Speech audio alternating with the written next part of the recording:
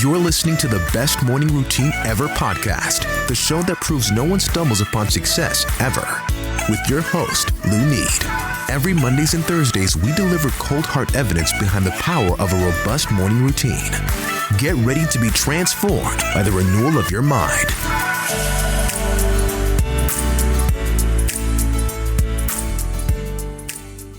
Hello, morning enthusiasts. Welcome to the Best Morning Routine Ever podcast. I am your host, Leonid Lewis, and today I have the honor of introducing a very special guest to the show, Dionne Thompson.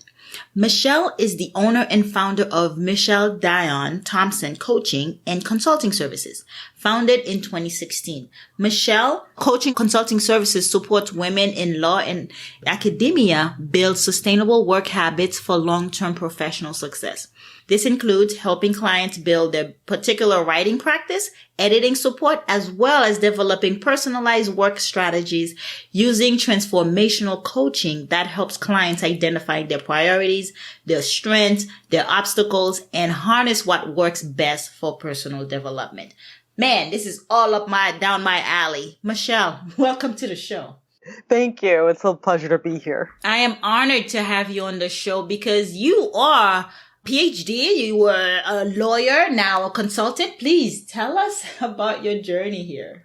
I just want to say my heart swells hearing that you're from Haiti. My family's from Jamaica, and my heart belongs in the Caribbean. So Yes. I very much appreciate that. So as a true daughter of Jamaica, I've had many jobs, right? Yeah. But I've always wanted to go to law school as a young person. I feel like I missed out on the civil rights movement, and I was gonna join the ranks and do that as well. Mm-hmm. So I was born and raised in the Midwest, so I went to school in the Midwest. So I went to college, I went to law school, and then I won a fellowship in the first class of these fellowships that were created for people to do public interest work. And I was fortunate to get to work with people living with AIDS in Washington, D.C. and providing legal services for them. And that meant that they got help with public benefits, accessing Social Security from the point of view of disability, wills, discrimination claims, all sorts of things. And I felt like at that moment, it wasn't civil rights in the glamorous way that we think of. I mean, it's not glamorous, it's hard work, but in the way that we think of Brown v. Board of Education. But it really was about the business of making sure that people who were despised and looked down upon, et cetera, really could access the basic things that make their lives whole. Right? Yeah. That fellowship lasted for 2 years, and where I worked at that time, we organized into a union. So I was in my late 20s, early 30s, and here I am negotiating collective bargaining agreements across the table from major law firms and getting wins for healthcare workers in the Baltimore, Washington, D.C. area, which is unbelievable. And I didn't realize how remarkable that was until after I had done that work, but it was very, very remarkable. And, most union presidents were much older, they were male, and the law firms I negotiated with were also, very white, very male. And so to have this young woman out here doing collective bargaining agreements and wrangling with other unions to make sure that city workers could get good benefits, et cetera, was a really remarkable feat. But as much as I loved union work, I found myself working 80 hours a week which seems backwards. Yeah. And I was drinking and smoking far too much. I wanted to be a mother, and this was looking like the fast track to a heart attack at 40. Wow. So, and I gained, I'd done very well with my weight, but at some point I just couldn't keep all the pieces together, and I had gained a ton of weight. So I met my partner in DC, and she got a job at New York University, and I never had really thought about getting a doctorate. I thought, I don't need that, and who wants to write a book? Mm-hmm. And I started thinking more about it. My mother, my now deceased mother, was a descendant of Jamaican Maroons, and this notion that we were never slaves just never quite, it's like buzzing around in my head. So I was like, you know what? I think I will go to graduate school and I will tackle this maroon question. And so I did. And so I was admitted. I did a master's and a PhD at New York University, and I graduated in 2012. My doctoral research is about the Occompong Maroons of northwestern Jamaica and how they actually made sure that Jamaica did not eliminate their communities in the 19th century. So the problem with this is that in 2012, that was after the 2008 real estate crash. Yeah. And the jobs that people thought were available were no longer available. They like the academic job market completely constricted. And at one point I was working, this area, well, I was working at Rutgers and 2 different colleges in Staten Island. And I couldn't keep up with my bills. I was exhausted. And I really came to the point where I thought I might kill myself because I was like, what purpose do I serve here? This is ridiculous. And I looked at my then 8-year-old son and I'm like, ooh, no, that's not going to work for him. No, I can't do that. And so I started seriously thinking about like, what are other things I can do? What do I do? Right. I have a whole bunch of ingredients. What do I cook now? And I started with journalism because I actually do love journalism. And I realized that journalism at that point was having the same set of problems that academia was. They were, cutting salaries. That it was getting very hard to work up in those ranks. And after you write a dissertation, you're not in the mood to be told like, well, you can do this small writing job. It's like, what? Yeah. I can research. You crazy? Yep. So I stopped doing that, and I went back to the drawing board. Like, okay, now what? And I was in the bathroom and I was sitting there thinking, I've been part of this peer counseling organization for, well over 15 years at this point. I can listen to people and I can help people change their lives. How can I earn money doing that? Because the organization's volunteer. And I come out of the bathroom, I open my email, and in my email box, there's an email that says, you can get a scholarship for learning how to be a coach. And I'm like that. I'm not entirely sure what coaching is, but I know you have to listen to people as you do it. Mm-hmm. I got the scholarship. I took the program, and I haven't looked back since. So 2016, I actually opened Michelle Dionne Thompson Coaching and Consulting. Wow. And I knew I had my own story of how hard it was. In this period, I also applied for a tenure track job and a few of them, and I actually got a campus interview with one of them. So I had been about the business of trying to figure out how to take the dissertation stuff that I wrote and turn it into at least a writing sample, forget an article. But then I was like, I decided I do want to publish the stuff that I did. So I'd been going through that process. And I'd also been listening to other academics talk about, on the way to tenure track, having been hospitalized, burnt out, just lost, their health had gone to pot, all sorts of problems. And I knew the stories of lawyers who, many people left the profession. Others, they worked all sorts of hours. They couldn't take care of them. Actually, lawyers and academics have many of the same problems, right? Burnt out, tired, can be hospitalized, really stressed out. If you're female in the big firms, it's really, really challenging. That's what motivated me. And I knew the working 80 hours a week problem of being a lawyer. I was no stranger to that. So I knew those are all of the ingredients that fueled me to put together Michelle Dionne Thompson Coaching and Consulting, and figuring out how to really support women because we need our minds, we need our ability to advocate in the ways in which we do, but we can't do it if we don't put ourselves central. Yeah, and you covered quite a bit that I want to touch on, but one of them is your niche. I love that. It's so specific, right? Yeah. It's so, what is it? Go mile deep, inch wide. Like, yes. You've actually honed in to who your audience is. And it sounds like your audience is you. Your audience has your background. Indeed. They do. They absolutely do. And I know my audience well. I know my clients well. I've walked their shoes. Yeah, you've lived it. You know what it's like to be burnt out. You know what it's like at 40 to feel like a heart attack is coming on, or to be so stressed that you want to take your own life. You know what it's like, and the pressures, right, from academia and being an attorney, the pressures that is on a woman, like, constantly. Exactly. And I have and my son, he just turned 16 on Sunday, and I'm still here like, how did you do that? Like, I just gave birth to you. But no, it's true. The pressures are very, very real. And if you decide to parent in the midst of it, it's a whole other level of stress and challenges as you try to make a name for yourself in these industries. Yeah. And another thing that I picked up as you were talking, Michelle, is purpose. You struggle to find it. And Yes. that part of the journey is what makes you so powerful, makes you that avatar, because I can imagine you help your clients in defining what their purpose is. I think I do. And I think and when clients come to me, I don't think they necessarily know that they have a purpose and they see the work that they're working on, right? And I'm like their proud parent. I'm sure that they have their parents who are proud, and then there's me who's like, oh my goodness, we need you to publish this, right? This is why you're doing this. And they get excited again. They feel invigorated again about what they're doing. And they can go, yes, this is actually important. This is what I need to do in spite of what's happening externally. Yeah. So tell us how you work with them to find their purpose. Because a big part of the show is finding your purpose. How do you go about it? So with clients, I mean, often when I talk to them, the first call before they even hire me, I'm like, where do you see yourself in 20 years? And you can see them go, what? what? But that question actually gets them thinking about, like, why am I doing what I'm doing? What do I want for myself? I've had clients who say, I'm not necessarily wed to being a professor. I would love to be in administration and helping students of color.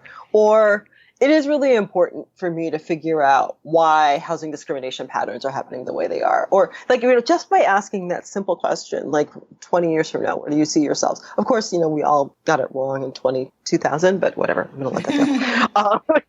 But if just that simple question gets women really keyed into what they're doing, right? And then they can see that whatever the project they're working on is actually a part of fulfilling that particular purpose. And they also can get a sense of, so if this is my purpose, it's not just the day-to-day work, right? It's how do I plug myself into my community? How do I plug myself into the political system overall so I can bring the vision I want to make happen to life? I have one client who actually, she writes this incredible work about Latin American authors. But she's on the school board, right? People know her and people go to her and ask questions about the K through 12 education system, although beyond having a daughter who's in preschool doesn't have that's not exactly where her expertise is, but that's where she can tell she can really build her community and fulfill the things that matter to her most. Mm-hmm. But it's a very simple, where do you see yourself in 20 years? And how does what you're doing now fit in with that? And then you help them prioritize. But yeah, so we set priorities. It's like, good, if this is where you want to go, let's figure out what 5 years. All right, if you have 20 years, let's take the first 5 years. Like, what do you want to see for yourself in 5 years, right? And we work together on that. And, these are questions that people never ask. You think, with the smarty pants as we all are, you would think that people would actually help us to construct this, right? But no, that doesn't get done. So you just do work and it feels like busy work. But I ask them, what do you want to see in 5 years?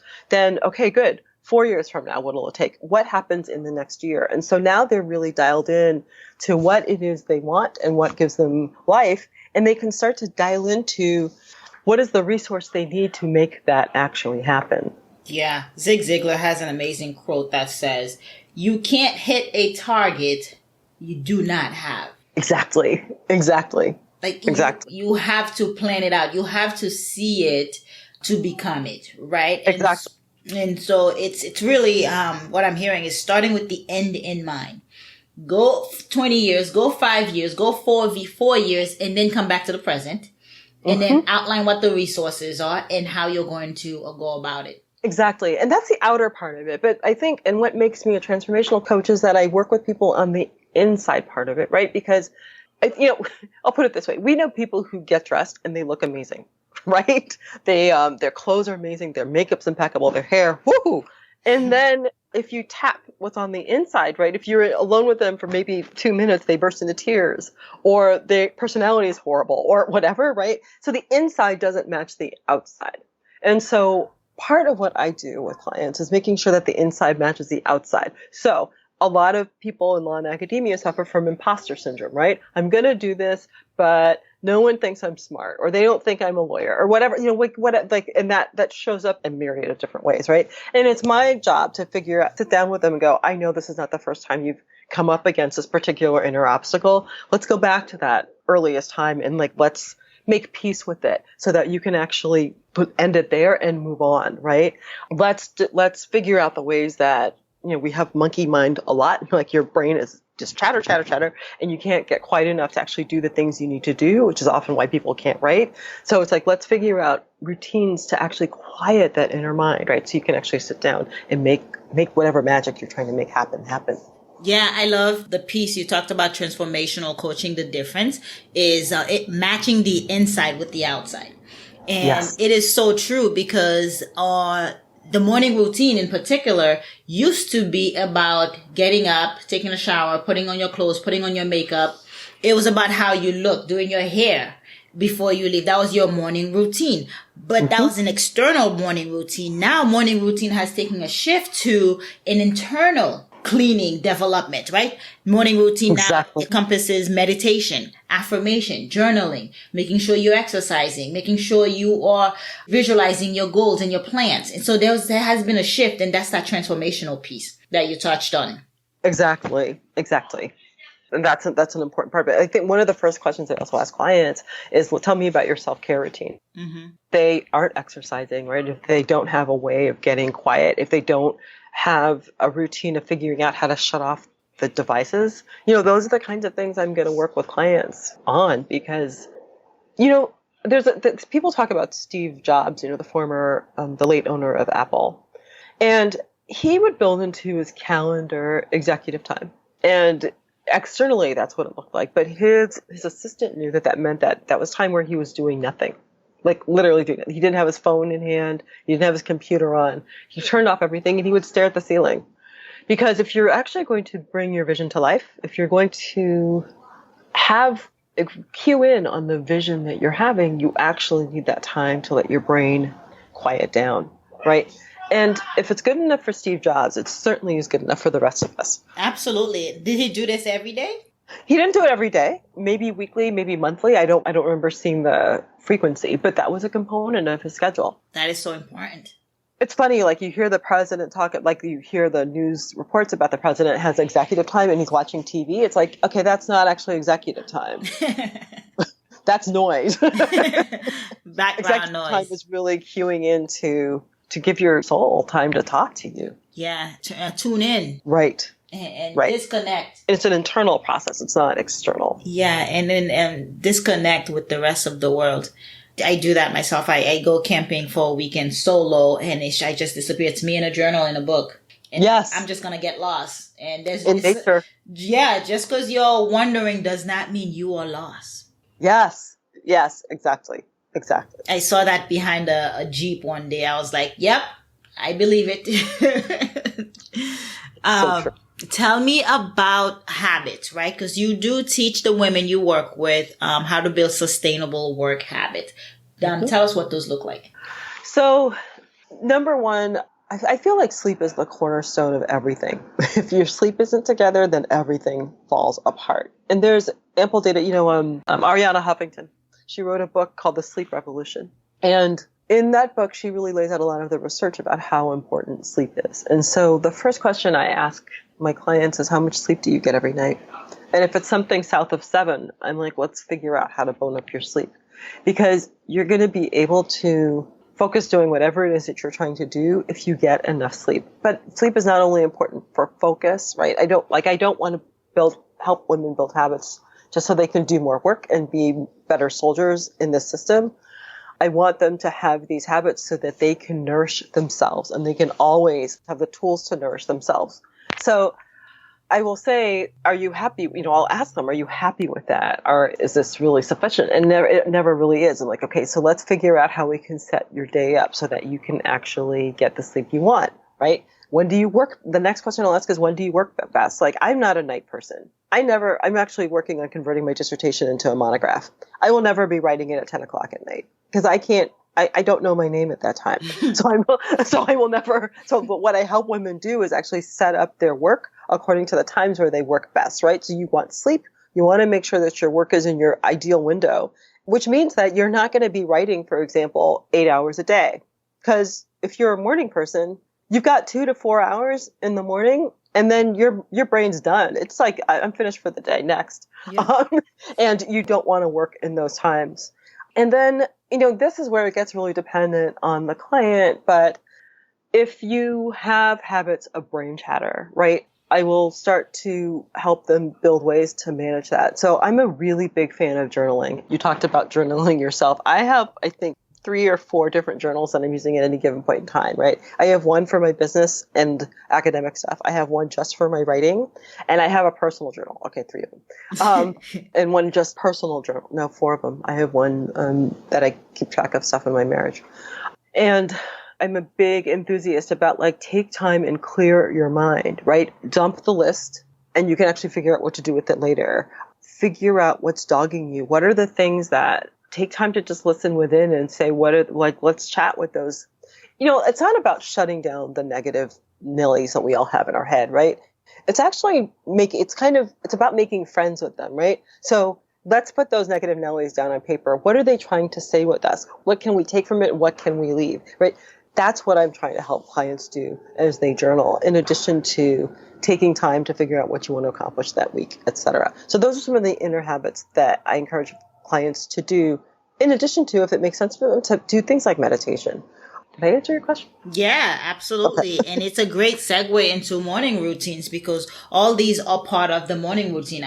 I'm launching an app in 4 days, actually. Woo! Yeah, a productivity app. And it comes from the conversation that I have with entrepreneurs like yourself. Like, what are the things that you do in the morning that sets you up for success, that you up for the day? And you mentioned it, and it's reoccurring. It's sleep, it's journaling, it's meditation, it is exercising. And so I'm putting it all in an app, in a productivity app, so that my audience can have access to it. It comes out in 4 days. And when you talk about the chatter and the mental chatter that goes on in our heads, we have to start using affirmations to actually get rid of these negative thoughts because they're running rancid. Exactly. So for me, I tend to wake up with the sun, unfortunately. I wish I could be one of these people who slept until 11, but I was never that person. So I wake up with the sun, and it's, summer here in the northern hemisphere. So I'm typically up between 5 a.m. and 6 a.m. And my routine in the COVID world has been a little bit different because we're home all the time. My partner is in her 70s, so I have to be very careful not to get the virus because I will die.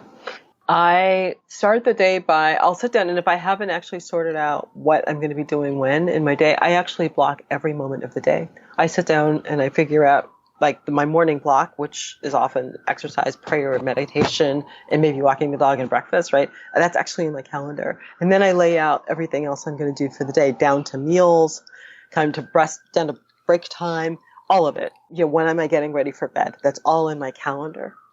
Then I start with my exercise routine. What got me through my doctoral program was Ashtanga yoga.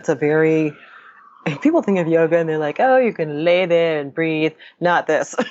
This is a very rigorous, challenging form of yoga. So I'll do that. And it's a very muscle building form of yoga because you're using your body as the weight for resistance. I do that. I do weightlifting or Pilates or ride that city bike. Those are my 4 options for exercise in the morning. But I make sure that happens for at least 30 to 40 minutes in the morning. After I do that, I meditate. I'm a practicing Catholic, so I like to pray the rosary afterwards. It's like a big, long meditation, if you will. But I definitely do that. And then I make sure I eat my breakfast and take my supplements. That's when I'm ready to start the day. And that tends to be by 9 or 10.